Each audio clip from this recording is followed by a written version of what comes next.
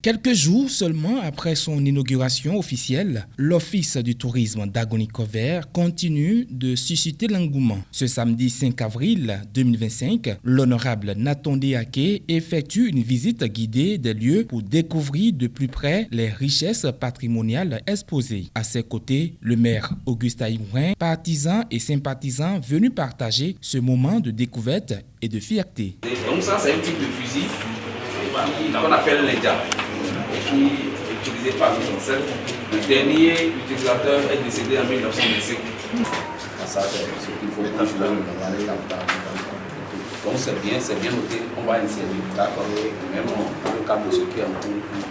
Impressionné par la richesse du contenu de cet office du tourisme, la qualité des tableaux et la profondeur historique racontée à travers chaque œuvre, le député salue un travail remarquable des autorités communales qui ont su donner vie à cet espace dédié à la mémoire collective.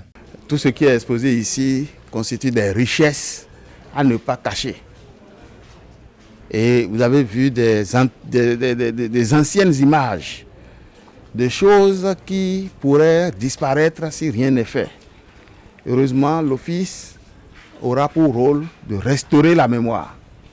Et l'Office aura pour rôle de faire connaître davantage notre patrimoine. Il y a des choses qu'on ne retrouve qu'à Agony et qui nous sont propres. Et ces choses, on a commencé par les observer ici déjà. Également, il y a d'autres facteurs culturels et touristiques qui sont communs à des régions. C'est le tam-tam sato par exemple, tel qu'il est pratiqué ici à Agony, n'est pratiquement plus pratiqué nulle part ailleurs. Mais ici, vous êtes d'accord que ça demeure un tam-tam très sacré. Nous sommes d'accord que l'origine du Guélédé, c'est en pays Nago. Mais Agony a récupéré le Guélédé et a fait de ce Guélédé le sien. En créant un Guélédé qui est tout à fait différent, en gardant les traits originaux, mais qui comporte maintenant des originalités qui font de ce Guélédé quelque chose de différent par rapport à ce qui est pratiqué en pays Nago.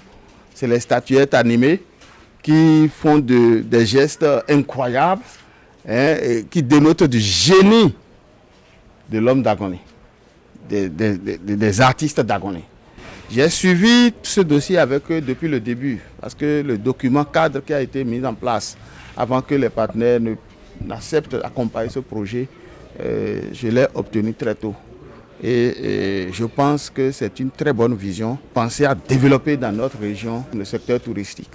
Ce joyau est plus qu'un lieu d'exposition, c'est un symbole fort d'ancrage identitaire et de valorisation culturelle. L'honorable Natondé Aké invite d'ailleurs les acteurs locaux à continuer d'enrichir ce patrimoine vivant pour offrir un récit encore plus complet et inspirant aux générations futures. Étant donné que notre patrimoine culturel est un patrimoine culturel riche et qui mérite d'être connu et qui mérite d'être visité, nous avons l'habitude de faire des visites touristiques dans des pays qui n'ont pas autant de richesses à vendre que notre région ici.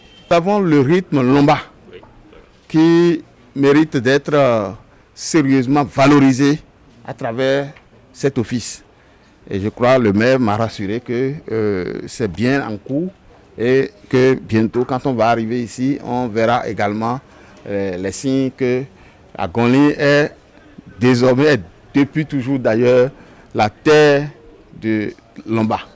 Ce centre portera très loin le nom de toute la région d'Agony, en général, la commune de Cover en particulier, et est appelé à grandir. Fera parler de lui dans le monde entier, parce que les touristes viendront d'un peu partout pour venir visiter nos attraits culturels et touristiques. À Agony-Cover, la culture ne se raconte plus seulement. Elle se vit, se visite et se transmet. L'Office du tourisme devient ainsi un pilier de mémoire et un levier de développement porté par l'unité, l'engagement et la fierté d'un territoire.